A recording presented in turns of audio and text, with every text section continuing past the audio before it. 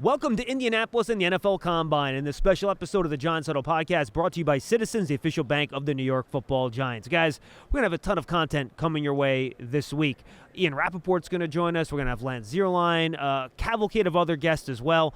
Giants Huddle Podcast will have ones throughout the week. Big Blue Kickoff Live will be live every day, streaming on the Giants app, also on the Giants YouTube channel at 12:30 to 1:30 every day. So check out all those episodes, and of course, all of our content, as always, will be posted up on the Giants app, our podcast platforms, and of course the Giants YouTube page. So that's where you find all of our great content from the Combine. Make sure you go and check it out. Now we are pleased to welcome in our first guest of the week on the Giants Huddle Podcast, the lead draft analyst for NFL Network, the one and only Daniel Jeremiah. DJ, what's going on, man? Oh, it's great to be with you, man. Excited. It's Combine week. Yeah, and we're back here again, and now the Giants are in the quarterback market. So we're going to start there. You follow the league, obviously, and the draft. Given the landscape of what the veteran quarterback market might look like, what the top of the draft quarterback market might look like, given where the Giants are, if I gave you the Giants GM job right now, how would you approach the quarterback plan this offseason for the New York Giants? Well, I think there's some urgency, of addressing this and having somebody that can get on the field and help you win football games right now. And it's crazy to say it with a team that's picking this high up, but we don't have, we don't have to go back very far to see a team picking in a similar position within your own division that got that position figured out, and then off they go into the NFC Championship game with Washington. So, if you tell me I can find a way to get Matthew Stafford to New York, you're not going to have to part with that third overall pick. You're going to be able to use other resources. And now all of a sudden I look up and Travis Hunter ends up, being available to you where you select, and you go with Malik Neighbors and Travis Hunter, and now you got Matthew Stafford. Now, does this solve your problem for, 2028 and 2030?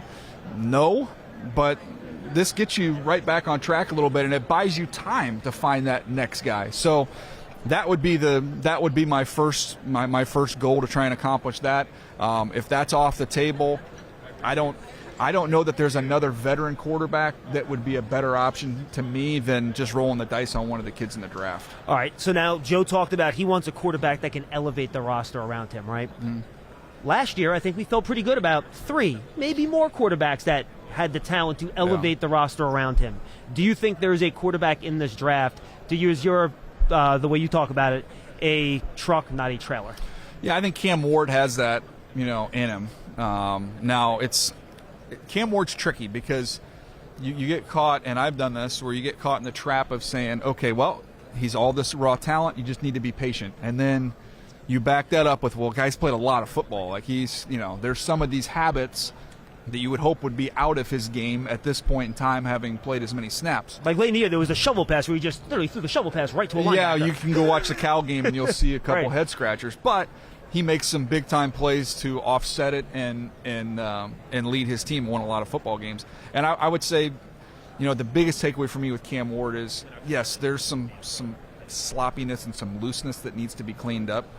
But if following over his career, he's gotten better at that every single year. Yeah. So even though he's played a lot, he's not perfect, but everything he's done, he's gotten better at. And I just think the raw tools inside that division, in the stadiums and the weather environments you're going to play in, I think that stuff plays. The Giants Huddle Podcast is brought to you by Citizens, the official bank of the New York Football Giants. From game day celebrations to your everyday financial needs, Big Blue fans can get the most out of every moment with Citizens. Learn more at citizensbank.com/Giants. Huddle up, get in here. If you're lined up here, you gotta go over the middle with it to score. Right. How do we make that happen? I don't know. But Citizens does.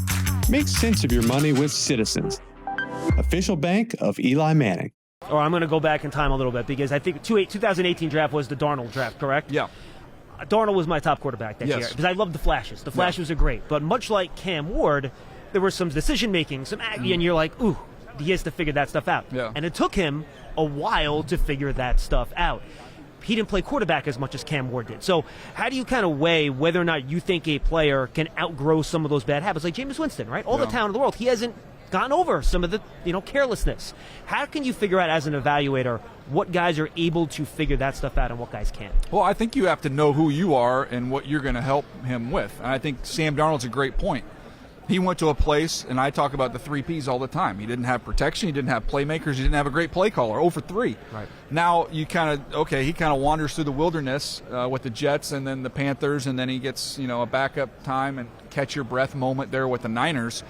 Lo and behold, he finally lands with a place with all 3 Ps in place, and the guy has a Pro Bowl year, and they win, a zillion games in Minnesota. So I think that the Giants, even though they're picking high in the draft, have some key pieces up front along the offensive line. They need to get better. Mm-hmm. You have a number 1 weapon, a big-time weapon on the outside, and you've got some intriguing backs you can, get the ball to as well. I think, and you've got a play caller who has, when given the right quarterback, has proven he can be successful. So I think there's a lot of pieces in place to help support someone like that. And knowing full well, you're still going to live with some of those decisions early on as you try and coach him through that. All right, let's talk about Shedeur Sanders now, because I'm with you. I think some of the high-level physical traits maybe aren't there that you want to see that maybe you see with Ward, but some of the stuff that you see on tape, but it's not physical, right? The processing, the smart, the maturity. Very efficient. Very efficient. And he's going to handle New York. He's a super mature kid. That's not going to be an issue, right? So when you try to figure out where you want to draft this Shedeur Sanders, who maybe you think his floor is kind of high, and all right, we feel pretty good he could be the 16th best quarterback in the league, but how valuable is having the 16th best quarterback in the league, or do you think he could be more than that? Yeah, I think that it's a floor ceiling argument. I don't know that he's ever going to be a top 10 quarterback just when you just look at the raw tools, but I think he can win games. I think he can be efficient, and I think you're stacking him up to the beginning part of the conversation is not just with him and Cam Ward, but it's versus the veteran options that are out there. Personally, I don't think Sam Darnold's going to be in a hurry to run back to New York. I wouldn't think so, no. After the way that went. So if you take him off the board, now I start, okay, you can stack Shedeur up favorably with that next level of veteran quarterbacks. So that's Kirk Cousins or wherever else you want to be. Fields, whoever you're talking about. So he starts, showing up more in that mix.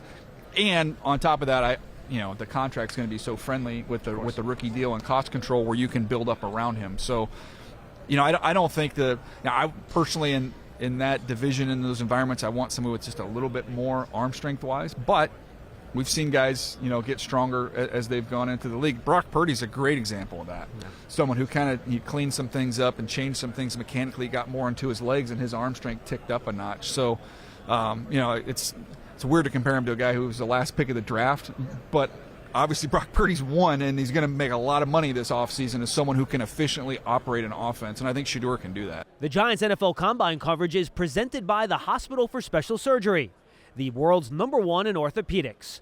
Choose better, move better. HSS, the official hospital of the New York Giants.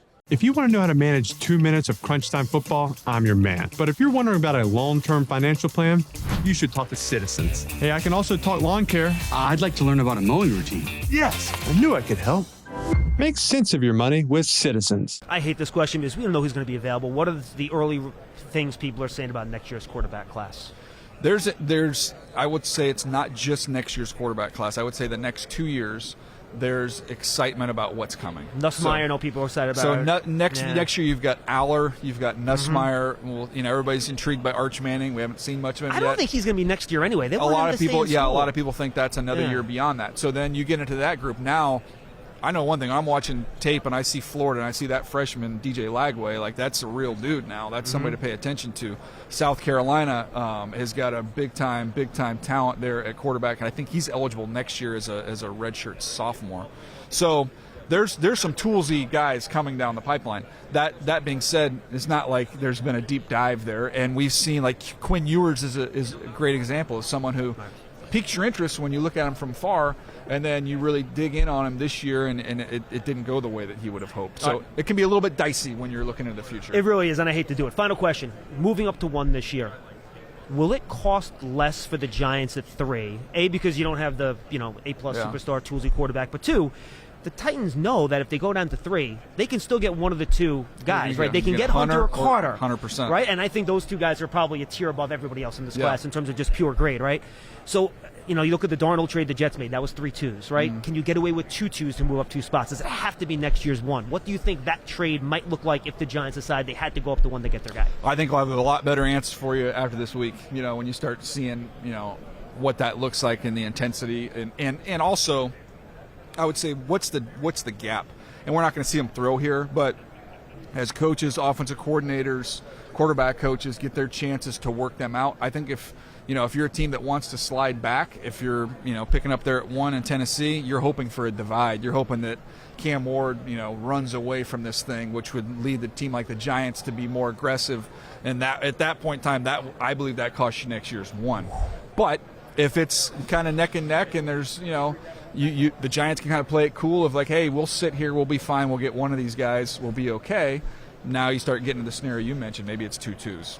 That's Daniel Jeremiah, lead draft analyst from NFL Network. We thank him for joining us on the Giants Huddle Podcast. And again, just make sure you stay tuned to our podcast feeds, Big Blue Kickoff Live, our YouTube channel, the app, as we get you continuing coverage of the NFL Combine live here in Indianapolis.